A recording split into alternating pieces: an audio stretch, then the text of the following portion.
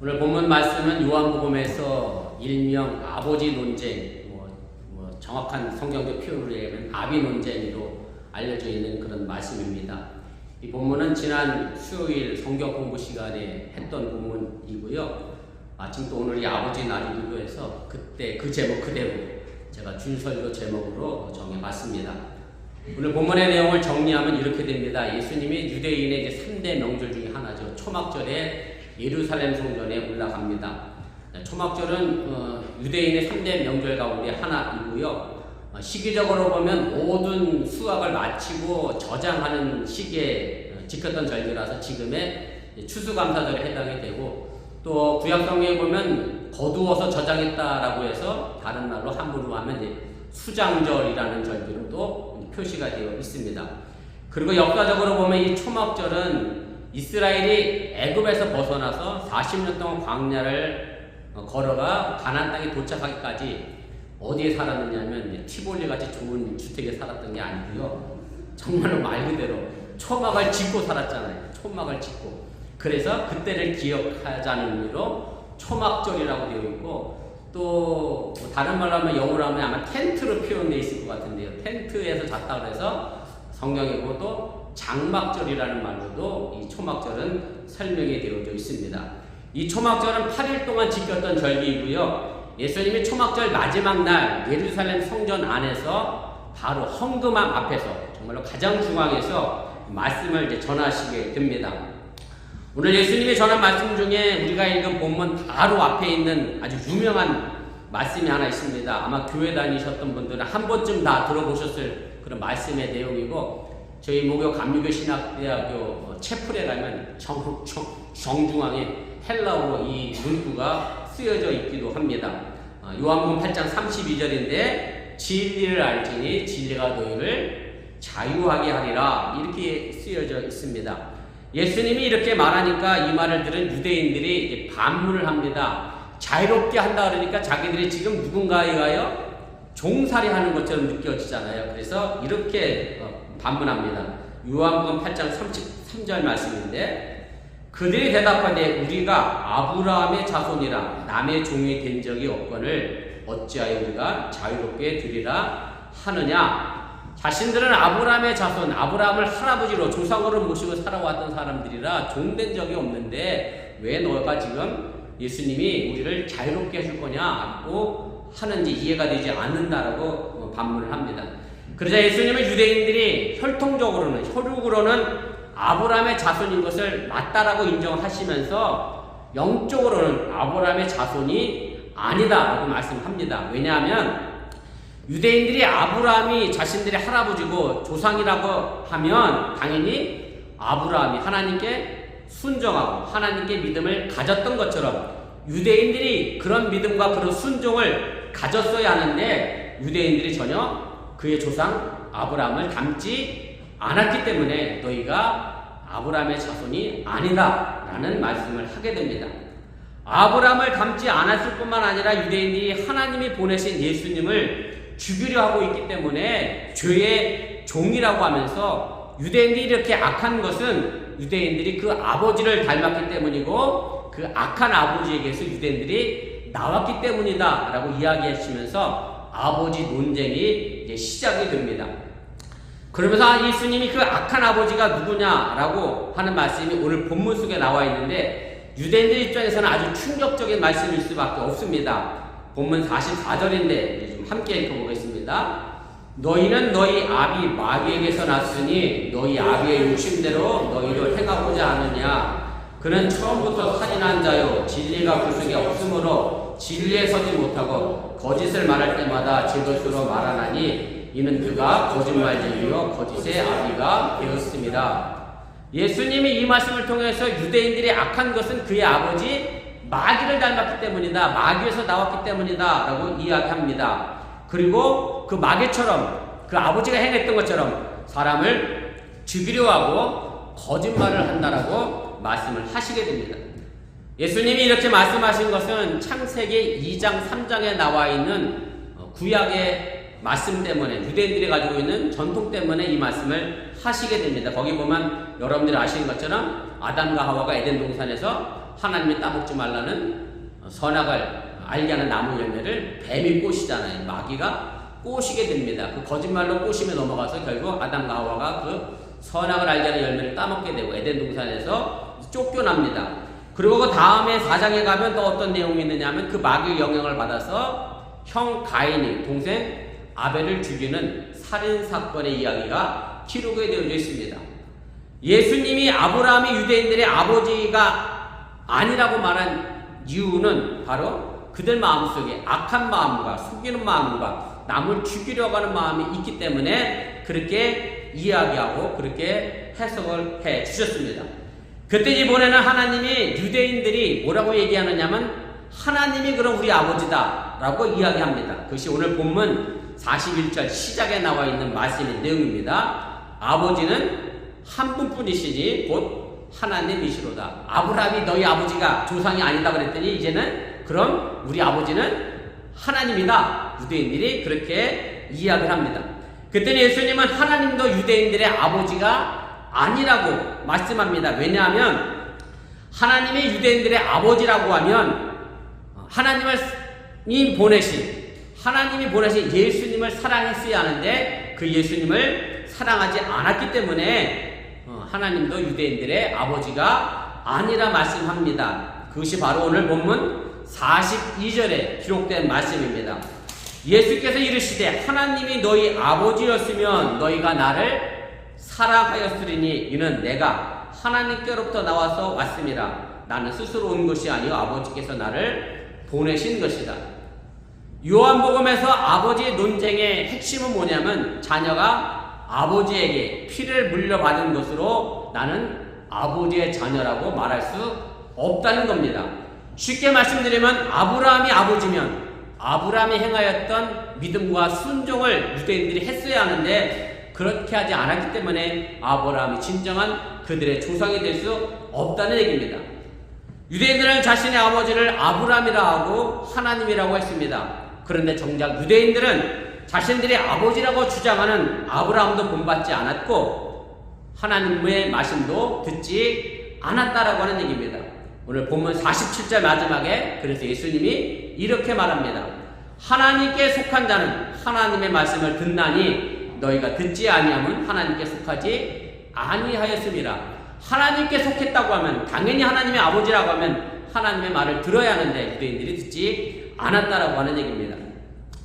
제가 오늘 일부 뉴스 때 예배 때 우리 하율이 아버지가 뭐 너 왜 머리도 안 감았냐 세수 좀 하고 막 그러라 그러면 하율이가 말을 잘 듣는.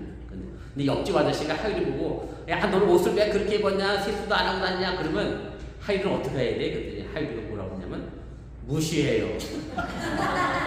옆집 아저씨가 그러면 내 아버지가 아니라 그 말을 뭐 굳이 들을 이유가 없다는 얘기죠. 유대인들이 딱 그건 거예요. 아버지면서도 옆집 아저씨처럼 아버지 말을 무시한 상황이 생겼다라고 하는 얘기입니다. 그렇기 때문에 예수님은 아브라함도 하나님도 유대인들의 아버지가 아니라는 말씀을 하고 있습니다. 그래서 지금 제가 여러분들에게 질문하고 싶은 것은 여러분들은 지금 누구의 말을 듣고 지금 살아가고 있느냐 하는 겁니다. 요한복음의 아버지 논쟁의 핵심이 바로 이겁니다. 내가 누구를 아버지라고 부르고 그렇게 믿는다라고 하면 아버지의 말을 듣고 행동으로 옮겨야 하고 아버지 뜻대로 살아갈 때 내가 그 아버지의 자녀라고 말할 수 있다는 데 있습니다. 혹시 여러분들은 교회를 다니면서 예정론이라는 말을 들어보셨는지 모르겠습니다. 아마 장로교에서 교회를 신앙생활 하셨던 분은 이 예정론에 관한 이야기를 굉장히 많이 들었을 거고 존 칼빈이 아주 해놓은 유명한 말이기도 하는데 쉽게 얘기하면 이 말은 그냥 하나님이 다 뭐 해오셨다? 예정해 놓으셨다. 그래서 예정론에 대해서 많은 사람들이 오해하는 것 가운데 하나가 이런 겁니다. 우리 허희성 권사님 저를 잘 보고 계십니다. 우리 허 권사님은 구원받기로 예정이 돼 있어서 죄송합니다. 속된 말을 해서 개망나니처럼 살아도 우리 허 권사님은 어디 가실 거예요? 천국 간다. 그런데 장로님은 하나님이 지옥 가라고 예정을 해버렸어. 암만 장로님은 교회 와서 예배드리고 열심히 드려도 우리 장로님은 어디가? 지옥 가. 이게 예정론에 대하여 아주 크게 오해하고 있는 것 중에 하나입니다. 이건 예정론이 아니라 뭐라고 말할 수 있어요? 결정론입니다. 하나님이 그렇게 결정해 놨다는 거지 하나님의 예정론은 결코 이것이 아니라는 겁니다. 이 예정론에 대해서 여러분들이 오해가 없으시기를 바랍니다. 이렇게 예정론을 결정론으로 오해하는 사람들은 종종 예언기도라는 것을 받으러 다니기를 좋아합니다. 쉽게 말하면 요즘 대한민국도 총선할 때 국회의원들이 어디 가서 점을 본다고요? 점쟁이한테 가서 내가 이번에 당선이 될 것 같습니다. 예정돼 있나 국회의원이? 그 점쟁이가 맞춰주잖아요. 그것도 가격이 비싸면 또 잘 맞잖아요. 부적도. 그죠? 싼 부적 쓰면 잘 소용이 없고 비싼 부적 써야 드라마에서 그렇지만 나는 안 가봐서 잘 모르겠습니다만. 근데 한국교회도 그런 일이 있었어요. 사실은 지금도 실제로 있는지 모르겠습니다만은 기도 많이 하시는 권사님 혹은 기도 많이 하시는 전도사님들에게 예언기도 받으러 간다고 기도 받으러 가신 분들이 계셨어요. 그 중에 한 분이 누구냐면 저희 아버지입니다. 저희 아버지는 예언기도 굉장히 좋아하셨고 우리 집사람도 아마 결혼하고도 우리 집에 와서 예언기도도 하셨던 거라 기억나실 거예요. 초등학교 시절에도 저희 와서 예언기도를 해줬는데 그분이 한 예언이 이랬습니다. 뭐라고 예언했냐면 저는 목사가 안 되고 돈 많은 장로가 될 거고 제 동생이 뭐가 될 거라고 했어요? 목사가 될 거라고 예언했어요. 그 예언이 맞았을까요? 틀렸을까요? 틀렸어요. 완전히 틀렸어. 그랬으면 저는 지금 목사가 되면 안 되고 제 동생이 목사가 돼야 되는데 근데 돈 많은 장로가 된다 그랬는데 우리 동생은 돈 많은 장로도 아니야. 지금 교감 선생님 하고 있거든요. 교감 선생님은 돈이 많아요. 얼마나 있겠어. 그리고 우리 동생은 장로도 아니야. 지금 집사야. 왜냐하면 우리 동생이 11조를 매형교회로 보내요. 매형교회가 어려워서 매형교회를 11조를 보내서 장로도 안 되고 그냥 집사야. 그래서 그 전사의 예언은 완전히 틀렸어요. 완전히 틀렸어. 그래서 제가 여러분들에게 이미 여러 번 말씀을 드렸는데 구약 성경에 나와 있는 그 예언자들은 결코 미래를 내다보는 점쟁이 예언자가 아니라는 말씀입니다. 예언자는 히브리어로 나비라는 단어를 번역한 겁니다. 이 말은 원래 히브리어 동사 나부에서 나온 말인데 이 뜻은 예언하다가 아니라 대신 말하다라고 하는 뜻을 가지고 있습니다. 다시 말씀드려 성경의 예언자는 미래를 알아맞히는 그런 점쟁이로서의 사람이 아니라 하나님의 말씀을 대신 전하는 사람으로서의 예언자입니다. 그래서 예언자를 한문으로 표시하면 앞날을 내다본다는 미리 예자가 아니라 하나님의 말씀을 맡았다라고 하는 맡길 예자로 한문을 써야 정확한 예언자의 의미고 그래서 사실은 이 나비를 예언자로 번역하는 것보다는 대언자로 번역하는 것이 더 정확한 번역이라는 말씀을 제가 드리려고 합니다. 그래서 성경의 예언자는 기독교의 예정론과는 전혀 다르다라고 하는 것을 여러분들이 좀 기억을 하시면 좋겠습니다. 지금 우리는 하나님을 아버지라고 부릅니다. 그리고 하나님은 우리를 자녀라고 하셨습니다. 에베소 1장 5절에 보면 이 예정과 더불어서 이 말씀이 이렇게 기록이 되어 있습니다. 그래서 예정론에서 가장 많이 즐겨 사용하는 성경 구절인데요. 에베소 1장 5절에 보면 그 기쁘신 뜻대로 우리를 예정하사, 우리를 예정하셨어요. 뭐되게 예정하셨느냐면 그리스도로 말미암아 자기의 아들들이 되게 하셨다. 하나님이 우리를 이미 하나님의 아들, 딸로 하나님의 자녀로 예정해 놓으셨다라고 하는 얘기입니다. 그럼 왜 우리를 자신의 아들, 딸로 예정해 놓으셨느냐 하면 그 다음 6절에 보면 그 이유가 나타나게 됩니다. 에베소 1장 6절인데 이는 그가 사랑하시는 자 안에서 우리에게 거저 주시는 바 그의 은혜의 영광을 찬송하게 하려는 것이다. 하나님이 우리를 아들, 딸로 삼으신 이유는 하나님께서 우리를 아들, 딸로 예정하신 이유는 우리를 통해서 하나님의 영광을 찬송하게 하기 위하여 우리를 하나님의 자녀로 예정해 놓으셨다라고 하는 얘기입니다. 바로 이것이 하나님이 우리에게 바라는 계획이고 예정입니다. 그래서 하나님은 우리를 하나님의 형상대로 만드셨습니다. 하나님의 형상대로 만드셨다는 것은 하나님의 거룩한 영을 우리 안에 심어 놓으셨다는 말씀입니다. 그래서 창세기 2장 7절 말씀에 보면 사람에게 하나님이 숨을 불어 넣으셨더니 사람이 생명 곧 살아있는 영이 되었다라고 기록하고 있음을 우리가 보게 됩니다. 하나님은 우리를 하나님의 아들과 딸로 삼으셨습니다. 그리고 하나님의 아들과 딸답게 우리 마음속에 하나님의 숨결 영을 불어 넣어 주셨습니다. 이것이 바로 하나님의 예정이었습니다. 그렇게 우리는 하나님을 아버지라고 부르게 되었습니다. 그런데 문제는 우리도 유대인들처럼 하나님이 우리 아버지라고 해놓고 하나님을 사랑하지도 않고 하나님의 말씀을 듣지 않는 삶을 살고 있다는 데 문제가 있습니다. 예정은 하나님의 아들과 딸로 살라고 했는데 그렇게 예정대로 살아가지 못하는 데 있다는 얘기입니다. 이렇게 되어버리면 하나님이 우리를 예정하신 것을 완전히 틀린 예정이 듭니다. 그러나 하나님의 예정은 제가 앞서 말씀드렸던 것처럼 이미 결정된 것이 아닌, 결정론이 아님을 다시 한번 기억하시기를 바랍니다. 제가 이런 예를 들어보도록 하겠습니다. 우리 장로님 고향이 부산이신데 장로님이 인천에서 살다고 오셨죠, 미국에. 인천에 살다가 하람이를 부산에 있는 부모님 좀 뵙고 오라고 서울역 가서 부산 가는 기차표를 사줬어요. 그래서 하람이에게 부산 가서 할머니 좀 뵙고 와라 그리고 보냈어요.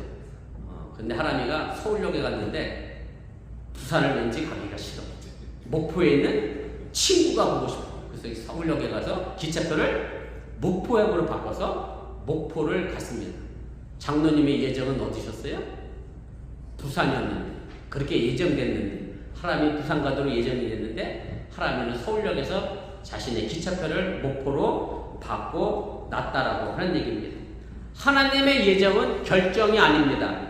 예정은 예정일 뿐입니다. 그 예정대로 움직이는 것은 결국 우리 자신입니다. 결국 우리가 하나님의 예정을 결정하는 삶을 살아야 한다는 것을 여러분들이 깨달으시기 바랍니다. 하나님이 우리에게 하나님의 아들, 하나님의 자녀라는 차표를 주었습니다. 하나님의 아들로 하나님의 은혜의 영광을 찬미하라는 심부름을 하라고 준 차표입니다. 그런데 우리는 그 차표를 바꿨습니다. 하나님의 자녀가 아니라 세상의 자녀라는 차표로 바꿨다는 말씀입니다. 그래서 오늘 우리는 마음속에 있는 차표를 다시 한번 들여다보시기를 바랍니다. 내가 가는 차표가 지금 어디를 향해 가고 있는 차표인지 다시 한번 확인해 보시기를 바랍니다. 우리 삶이 하나님이 우리를 자녀로 예정하신 대로 살아가고 있는지, 하나님의 아들, 딸답게 살고 있는지, 하나님의 자녀답게 하나님께 영광을 돌리며 하나님을 찬양하는 삶을 살고 있는지 내가 가진 차표를 살펴보라는 그런 말씀입니다. 한국 사람들이 가장 싫어하면서도 무서워하는 말이 있습니다. 우리 유스에게 물어봤더니 우리 유스 애들은 아직 한 번도 못 들어봤대. 아주 여러분들이 우리 유스를 잘 가르치고 잘 키웠어. 이런 말 많이 하잖아요. 드라마에서만 많이 하던데 저도 아직 못 들어본 것 같아. 네 부모가 너에게 그렇게 하라고 가르치더냐. 드라마는 꽤 자주 나오지 그런 말이. 널 보니 내가 네 부모를 알겠다. 네 부모가 어떤 사람인지 내가 대충 짐작이 간다. 이런 식의 표현들을 많이 하고 또 자녀 입장에서 그런 얘기 듣는 걸 굉장히 싫어하는 게 한국 사람들의 그런 마음가짐입니다. 우리가 하나님을 아버지라고 부르고 있는데 세상 사람들이 아유 내가 아무개 집사, 아무개 권사, 아무개 장로를 보니 야 하나님을 대충 알겠다. 하나님이 그렇게 하라고 가르치더냐? 라고 질문하고 묻는다라고 하면 우리는 잘못된 예정의 표를 가지고 살아가고 있다는 사실을 여러분들이 깨달으시길 바랍니다. 우리는 하나님의 아들, 하나님의 자녀라는 데 사실 별로 관심이 없습니다. 자신이 하나님의 아들이라고 고백하면서도 우리에게 그런 감격도 없습니다. 그보다는 세상의 아들, 세상의 자녀가 되고 싶어 하기도 합니다. 하늘에 속한 복을 원하기보다 땅에 속한 복을 더 받기를 원하는 것이 지금 우리의 삶의 모습이라고 하는 얘기입니다. 그렇게 되면 우리도 예수님께 아브라함도 하나님도 우리의 아버지가 아니다라는 말을 듣게 된다는 그런 말씀입니다. 저희 부부는 결혼하고 1년 정도 부모님하고 같이 살았습니다. 목회를 나가면 부모님 못 모신다고 자청해서 시집살이한 참 바보 같은 며느리인데요. 1년을 시집살이를 했는데 우리 집이 엄청나게 큰 집이었느냐? 그렇지 않았습니다. 조그만 집에 엄마 아버지가 쓰던 안방을 우리가 신혼방으로 꿰찼고 부모님은 아버지가 서대를 쓰던 방으로 쫓겨가셨고 그래서 벽 하나 사이인데 옛날 집이라 아주 방음이 굉장히 잘 돼요. 그리고 집도 엄청 커 옛날 집이라.